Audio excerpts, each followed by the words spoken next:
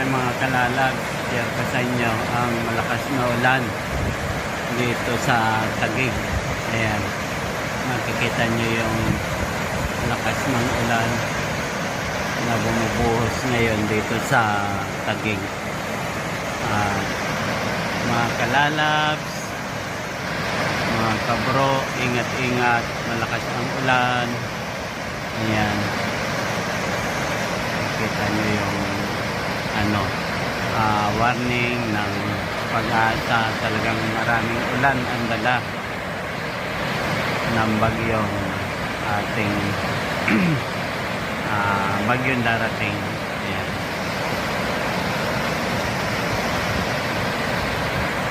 Kaumpisa lang umulan ngayon pero tuloy-tuloy mga kalalab. Ayan.